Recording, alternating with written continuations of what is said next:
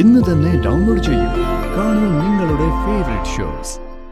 എന്നെക്കുറിച്ചുള്ള കഥകൾ പറഞ്ഞപ്പോ എന്റെ അച്ഛനെ ആരോ വെട്ടിനുറുക്കി കൊന്നൂന്ന് പറഞ്ഞില്ലേ? അതാരാ?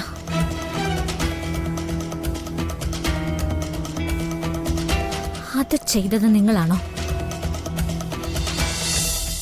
അവരേതോ ദൂരയാത്രയിലാണെന്ന് കള്ളോ പറയുന്നേ. കൺമുമ്പിൽ വന്ന് നിൽക്കാനുള്ള ഭയം. ഇനി എന്തായാലും നമ്മളിത് വിടാൻ പോകുന്നില്ലല്ലോ. ഇതിനപ്പുറത്ത് എന്ത് തെളിവാ നമുക്ക് വേണ്ടത്?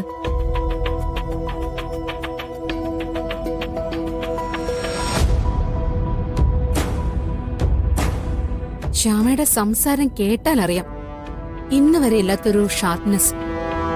ശ്യാമ എല്ലാം തിരിച്ചറിഞ്ഞിരിക്കുന്നു. മാഡം, ആ രജിസ്ട്രാറെ ഒന്ന് വിളിച്ചു നോക്ക്. അരുതാത്ത എന്തെങ്കിലും സംഭവിച്ചിട്ടുണ്ടെങ്കിൽ നമുക്ക് അറിയാൻ പറ്റുമല്ലോ.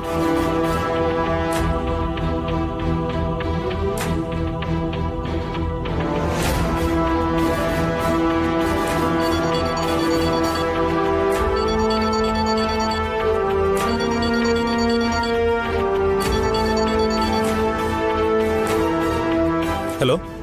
മിസ്റ്റർ അജിത്, നിങ്ങൾ എവിടെയാ? നിങ്ങളെ അന്വേഷിച്ച് ആരെങ്കിലും വന്നിരുന്നോ? നമ്മൾ തമ്മിൽ തീരുമാനിച്ച രജിസ്ട്രേഷനെ കുറിച്ച് ആരെങ്കിലും ചോദിച്ചിരുന്നോ? ശ്യാമ മാഡം നേരിട്ടാൻ എന്റെ മുന്നിൽ വന്നു. എന്നിട്ട് അവരോടെല്ലാം പറഞ്ഞോ താൻ?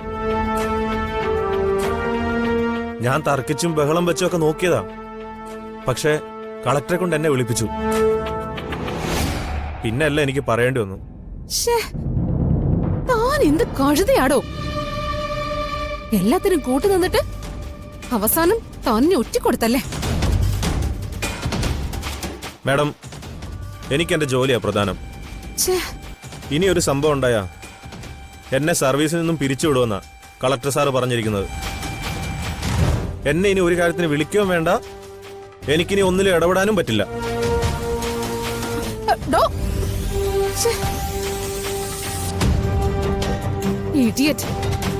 അയാളെല്ലാം ശ്യാമയോട് പറഞ്ഞു കഴിഞ്ഞു. അവള് ജില്ലാ കളക്ടറെ കൊണ്ട് അയാളെ വിളിപ്പിച്ചെന്ന്.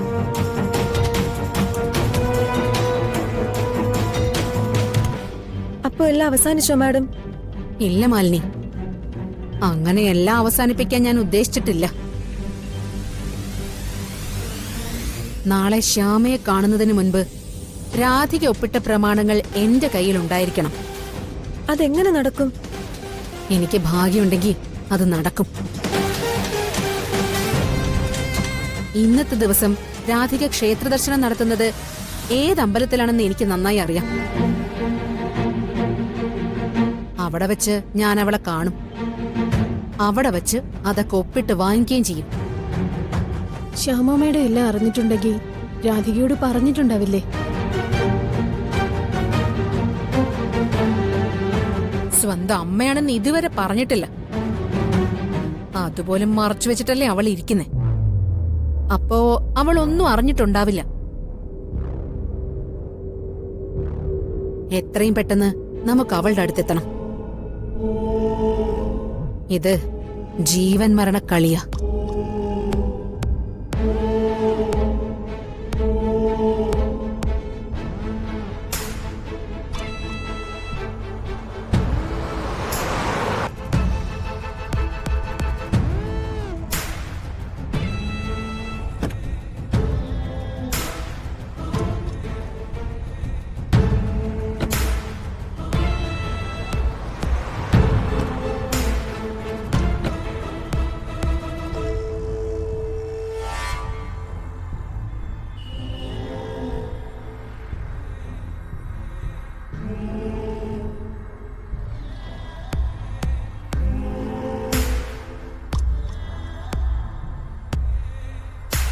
മോളെ,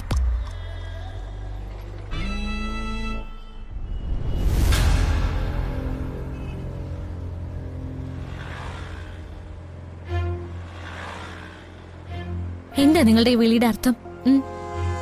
എന്തിനാ പെറ്റമ്മ എന്ന് പറഞ്ഞ് എന്റെ പുറകെ നടക്കുന്നത്? സത്യം പറ. മോള് എന്നോട് ക്ഷമിക്കണം. രജിസ്റ്റർ ഓഫീസിൽ നിന്ന് അന്ന് ഞാൻ ഇറങ്ങിപ്പോയതിനൊരു കാരണമുണ്ട്. എന്ത് കാരണോ? അതുകൂടി പറ. ഫിദ എന്റെ ശത്രുവാണ്. ഫിദയെ എനിക്ക് ഭയമാണ്. എന്റെ ജീവിതം ഇല്ലാതാക്കാൻ ശ്രമിക്കുന്നവൾ അവള്. ഫിദ മാഡത്തിന് എനിക്ക് നന്നായിട്ട് അറിയാം.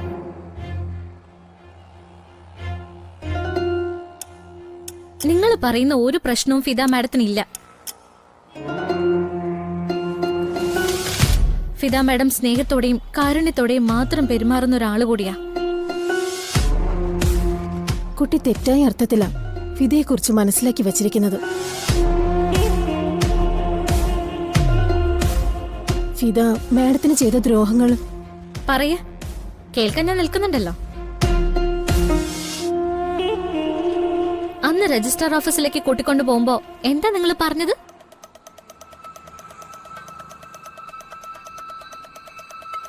നിങ്ങളുടെ സമ്പത്ത് നിങ്ങൾക്ക് ഉപയോഗിക്കണമെങ്കിൽ മകളായ എന്റെ സമ്മതം കൂടി വേണമെന്നല്ലേ?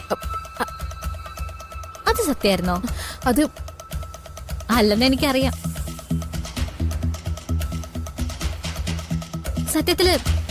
സത്യത്തില് നിങ്ങൾ ആരാ? ഒരു കാര്യം എനിക്ക് വ്യക്തം. എന്റെ ജന്മത്തെക്കുറിച്ച് നിങ്ങൾക്ക് എന്തൊക്കെയോ അറിയാം.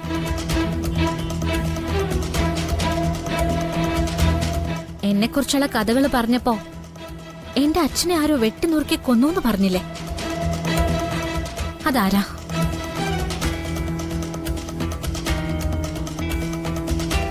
അത് ചെയ്തത് നിങ്ങളാണോ?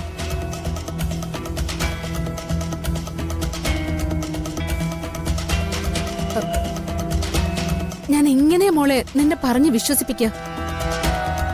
എനിക്ക് നിങ്ങളെ പേടിയാ. ഇനി ഒരിക്കലും നിങ്ങൾ എന്റെ മുന്നിൽ വരരുത്. അങ്ങനെ വന്നാ എനിക്ക് ചിലപ്പോ പോലീസിൽ പരാതിപ്പെടേണ്ടി വരും. നീ പോലീസിൽ ചെന്ന് പറഞ്ഞാൽ ഇവിടെ എന്താ ഭൂകമ്പം ഉണ്ടാവോ? പോലീസ് എന്ന് പറഞ്ഞ് നീ മേഡത്തിനെ പേടിപ്പിക്കല്ലേടി. നീ ഈ പറഞ്ഞ പോലീസ് തന്നെയാ ഞാനും. മോളെ, ഇനി ഒരിക്കലും ഞാൻ നിന്നെ കാണാതിരിക്കാം. പക്ഷേ ഇപ്പൊ ഞാൻ തരുന്ന പ്രമാണങ്ങളിൽ നീ ഒന്ന് ഒപ്പിട്ട് തരണം. എനിക്ക് സ്വത്തില്ല. ഞാനൊരു അനാഥക്കുട്ടിയാ. എന്റെ പുറകെ ഇനി ഈ കാര്യത്തിന് വേണ്ടി വരാനും പാടില്ല.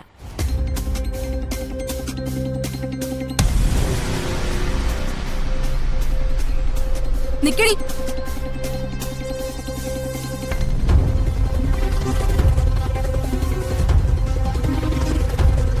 നിന്റെ പുറകെ ഇത്രയും ബുദ്ധിമുട്ടി ഞാൻ നടന്നിട്ടുണ്ടെങ്കിലേ നിന്നെ കൊണ്ട് ഒപ്പിടുവിക്കാനും എനിക്കറിയാം.